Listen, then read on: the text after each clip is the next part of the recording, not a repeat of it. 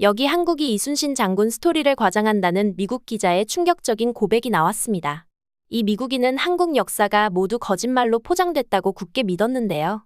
한국인들은 자기 역사를 과장하고 실제보다 더 좋게 포장한다 라는 할아버지 말에 속아 평생 한국을 무시했다고 합니다. 하지만 이 기자가 진실을 파헤치려다 결국 무릎 꿇고 말았다는데요. 대체 그가 한국에서 무슨 경험을 했길래 이렇게 완전히 뒤바뀌었을까요? 이 미국 기자의 충격적인 여정 함께 살펴볼까요? 제 이름은 테디어스 레이븐크로프트입니다. 저는 뉴욕타임즈의 문화 기자로 일했었어요. 그건 제가 세계 여러 나라의 문화에 관한 이야기를 썼다는 뜻이에요. 저는 한 나라의 영웅과 이야기가 다른 나라에서 어떻게 인기를 얻는지 살펴봤습니다. 하지만 저는 항상 한 나라에 대해 쓰는 것을 피했었어요. 바로 한국이었죠. 이유는 간단했습니다. 어린 시절부터 한국에 대한 부정적인 이야기를 들었었어요. 제 할아버지는 한국 전쟁에 참전했던 군인이셨습니다. 가족 저녁 식사 시간에 할아버지는 자주 이렇게 말씀하셨어요. 한국인들은 자기 역사를 과장하고 실제보다 더 좋게 포장한다. 할아버지는 전쟁 중에 한국에 계셨기 때문에 한국에 대한 모든 것을 알고 있다는 듯이 말씀하셨습니다. 제 아버지도 마찬가지였어요. 한국의 수도 서울로 출장을 다녀오신 후에는 이렇게 말씀하셨죠. 그들은 항상 자기 문화가 최고라고 주장하지만 대부분은 중국과 일본에서 베낀 거야. 가족으로부터 받은 이런 생각들이 제 마음 깊숙이 자리 잡았었어요. 저도 모르게 같은 방식으로 생각하기 시작했습니다. 직장에서는 한국인 동료들과 거리를 두었었죠. 한국 문화 행사에는 절대 참석하지 않았습니다. 제가 쓴 기사에서는 한국 역사를 거의 언급하지 않았어요. 저는 스스로 좋은 기자라고 생각했었습니다. 역사를 왜곡하는 문화에 대해서는 공정하게 쓸 수 없어 라고 생각했어요. 하지만 사실은 제 가족이 말한 것이 정말 사실인지 확인해 본 적이 없었습니다. 그러다 이상한 일이 생겼어요. 이순신이라는 한국 역사 인물이 미국에서 인기를 얻기 시작했었죠. 처음에는 새로운 K-팝 스타나 배우라고 생각했습니다. 하지만 찾아보니 1500년대에 살았던 해군 사령관이었어요. 그건 400년도 더 전이었습니다. 어느 날 편집장이 저에게 전화했었어요. 시카고의 한 서점에서 일어나고 있는 특이한 일에 대해 알려주셨습니다. 이순신 장군, 불멸의 전설이라는 그래픽 노벨이 12만 권 이상 팔렸다고 했어요. 사람들은 이 책에 대해 이야기하기 위해 독서 모임을 만들고 있었습니다. 저는 이런 모임 중 하나를 방문하기로 했었어요. 거기서 50대의 백인 남성을 만났는데 그는 이렇게 말했습니다. 처음에는 그냥 액션 영화인 줄 알았어요. 넷플릭스에서 본 프로그램을 언급하면서요. 그게 실제 역사라는 걸 알고 충격받았어요. 어떻게 12척의 배가 330척을 이길 수 있었을까요? 더 알아봐야 했어요. 30대의 흑인 여성도 비슷한 경험을 나눴었죠. 알고리즘이 이순신 동영상을 추천해줬어요. 판타지인 줄 알았는데 실제 역사라는 걸 깨달았어요. 그는 마치 동양의 슈퍼히어로 같아요. 이 사람들의 이야기를 들으면서 저는 이렇게 생각했습니다. 어떻게 12척의 배가 330척을 이길 수 있지? 50번의 전투에서 한 번도 지지 않았다고. 죽는 순간까지 해군을 지휘했다고. 이건 너무 과장된 것 같은데. 이런 이야기는 한국인들이 자기 역사를 실제보다 더 좋게 포장한다는 할아버지의 말씀을 확인해주는 것 같았어요. 하지만 제 호기심을 자극한 사실을 알게 되었습니다. 해군사관학교 학생들이 정기적으로 이 장군에 관한 책을 구입하고 있었어요.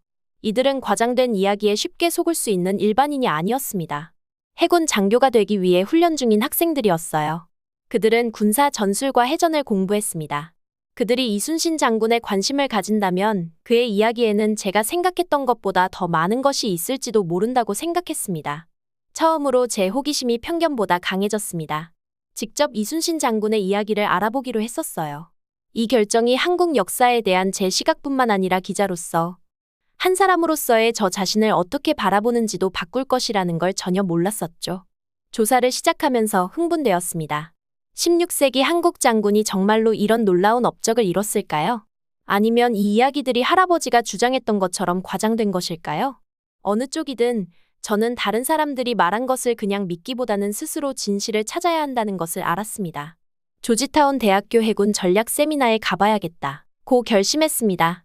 이순신 장군이 정말 사람들이 말하는 것처럼 위대하다면 학술적인 군사 전문가들이 틀림없이 그에 대해 알고 있을 거야. 이것이 그의 업적이 과장되었다는 제 의심을 가장 빨리 확인할 수 있는 방법이라고 생각했었어요. 하지만 제가 알고 있던 모든 것의 기반을 흔들기 시작할 놀라운 경험을 하게 되었습니다. 저는 조지타운 대학교 해군 전략 세미나의 맨 뒷줄에 앉았었어요. 손에는 노트북을 들고 있었죠.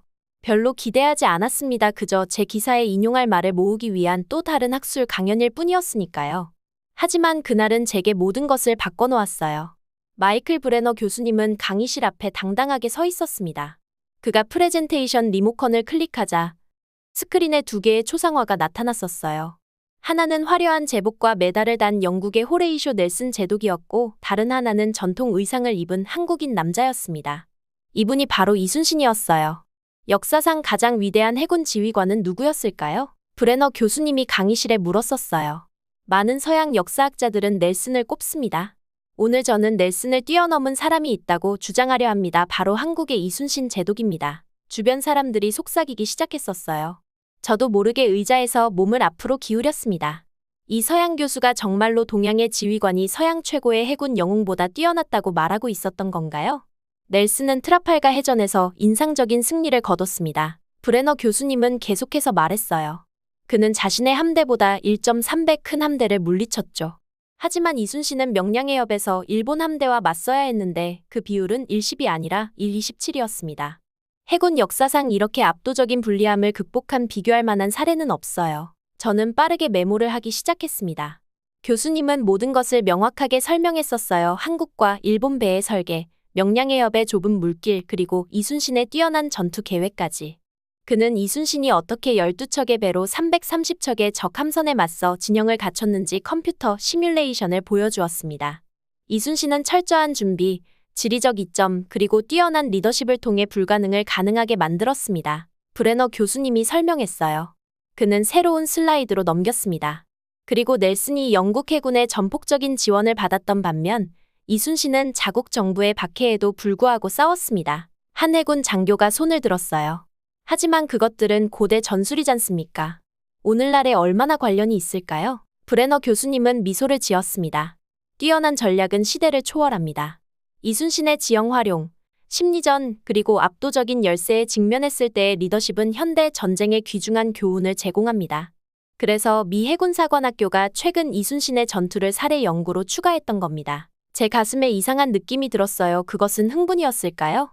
수년간 저는 한국 역사를 과장된 것으로 무시했었습니다. 이제 이 미국 대학에 앉아 이 존경받는 교수님의 강의를 들으며 저는 오랫동안 가졌던 믿음에 처음으로 균열이 생기는 것을 느꼈어요. 그날 밤 호텔방에서 저는 잠을 이루지 못했습니다. 노트북을 열고 이순신에 관한 국제 자료들을 확인했어요. 전투 기록, 역사적 기록, 임진왜란의 지정학적 상황까지 확인했죠. 모든 것이 브레너 교수님이 발표한 내용과 일치했습니다. 저는 천장을 바라보며 침대에 누워 있었어요. 이 모든 게 정말 사실일 수 있을까? 저는 혼잣말로 속삭였습니다.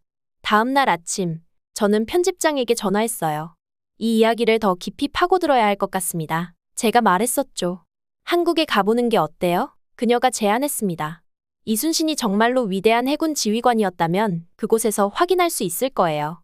그렇지 않다면 진실을 밝힐 수 있겠죠. 2주 후 저는 한국행 비행기에 타고 있었어요. 제 일부는 여전히 이 모든 것이 과장이라는 것을 증명하고 싶었습니다. 하지만 다른 부분, 점점 커지고 있는 부분은 진심으로 궁금해하고 있었죠.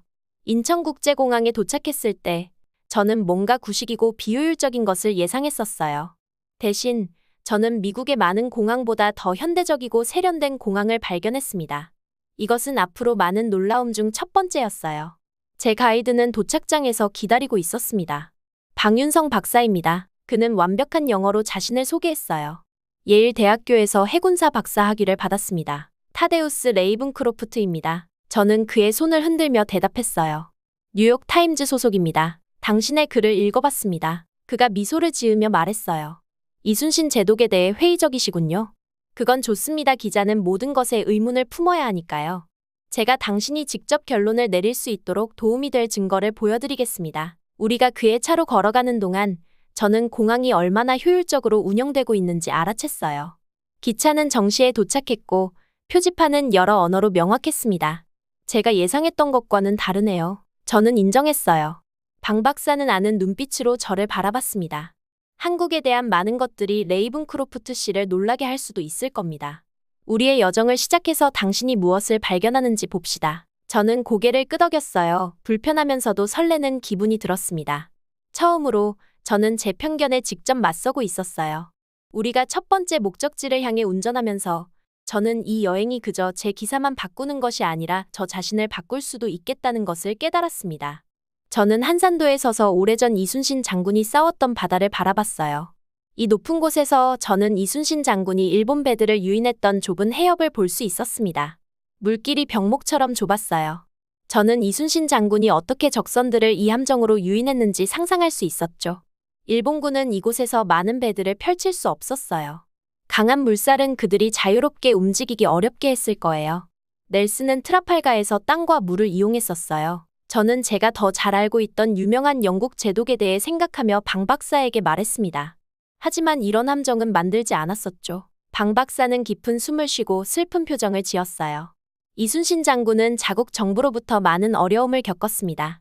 전쟁 중에 사람들이 그에 대해 거짓말을 했었어요. 제독 지위를 빼앗기기도 했고요. 신문 중에 고문까지 당했습니다. 하지만 조선이 위험에 처했을 때 그는 다시 돌아와 해군을 지휘했었어요. 이 사실은 저에게 큰 충격을 주었어요. 넬슨은 자국의 지원을 받았습니다. 이순신은 자국 지도자들이 그를 방해했음에도 전투에서 승리했었어요. 다음으로 우리는 명량해협, 일명 울돌목을 보기 위해 진도를 방문했습니다. 물살은 제가 예상했던 것보다 더 강했어요. 저는 좁은 물길에서 소용돌이 치는 와류를 볼 수 있었습니다. 방 박사는 제게 은 한국어로 우는 것을 의미한다고 알려주었어요. 물이 너무 빠르게 흘러서 울부짖는 소리처럼 들린다고 했죠. 명량해전 전에 이순신 장군은 왕에게 아직 12척의 배가 남아있습니다라는 메시지를 보냈어요. 방 박사가 설명했습니다. 전투가 시작되기 전 그는 수군들에게 죽기를 각오하면 살 것이고 살기를 바라면 죽을 것이다라고 말했었죠.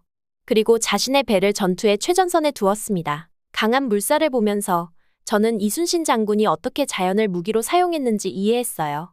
그의 뛰어남은 단순히 군사적인 움직임에 관한 것만이 아니었습니다. 그는 환경을 이용하는 방법, 적의 마음에 영향을 주는 방법 그리고 자기 사람들을 고무시키는 방법을 알고 있었어요. 이순신 기념관에서 저는 몇몇 미국 해군사관학교 장교들을 만났습니다. 그들은 이순신 장군의 전술을 연구하고 있었어요. 학교의 토마스 클라크 교수는 저에게 말했습니다. 우리는 이제 이순신 장군의 리더십과 전략을 정규 수업에서 가르치고 있어요. 더 큰 세력에 맞서 싸우는 그의 방법은 현대 해군 훈련에 특히 유용합니다. 이순신 장군에 대해 더 많이 배울수록 저의 오래된 믿음은 더 무너져 내렸어요. 저는 역사상 최초의 철갑선인 거북선을 전시한 박물관들을 방문했습니다.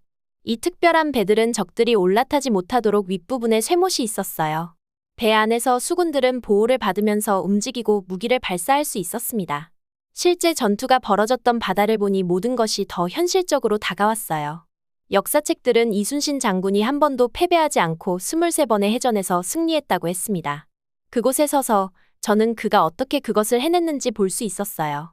그는 이 바다를 완벽하게 알고 있었습니다. 그는 조수, 물살 그리고 더 큰 함대가 혼란스럽고 붐비게 될 좁은 통로들을 이해하고 있었어요. 이순신 장군은 전투에 대한 상세한 기록을 남겼습니다. 우리가 이순신 장군의 전쟁 일기 사본을 보면서 방 박사가 말했어요. 그는 날씨 상태, 적의 움직임 그리고 자신의 전략에 대해 썼었어요.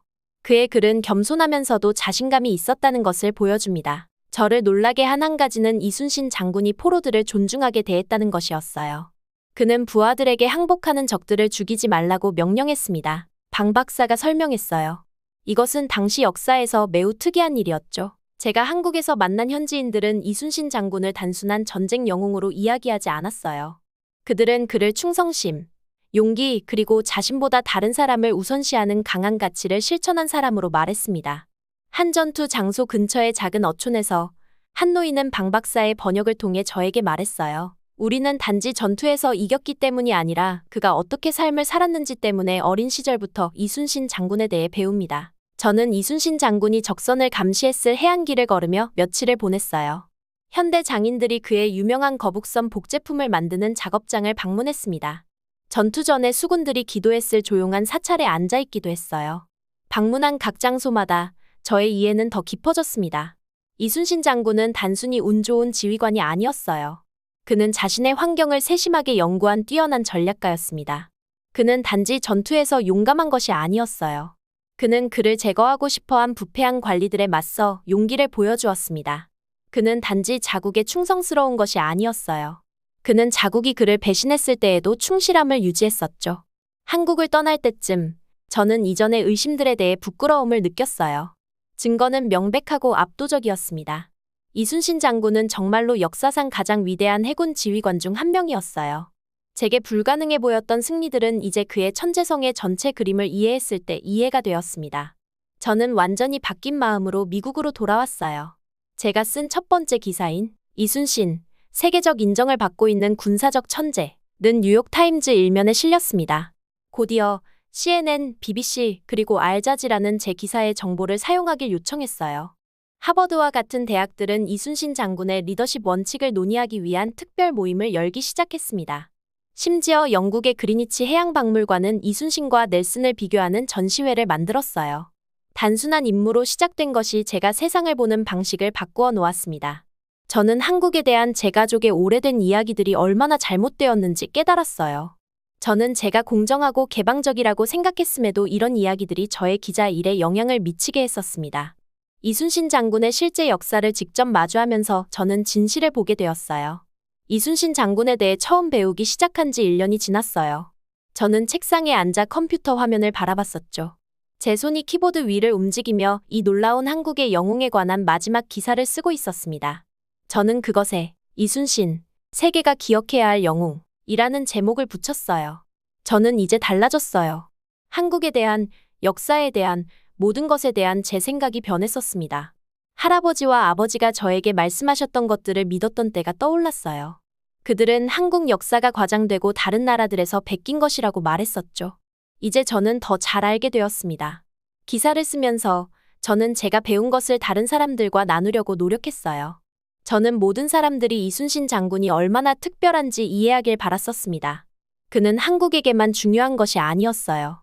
그의 용기와 지혜는 우리 모두에게 가치 있는 무언가를 가르쳐 줄 수 있었죠.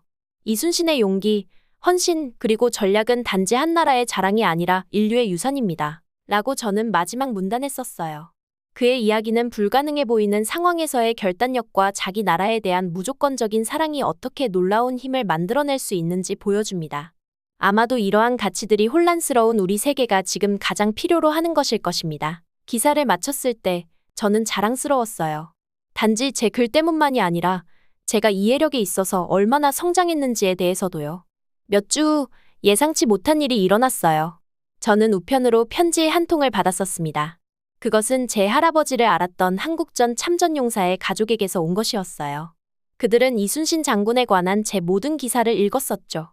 우리가 보는 것처럼 세계가 이순신 장군을 볼 수 있도록 도와주셔서 감사합니다. 라고 편지에는 쓰여 있었어요.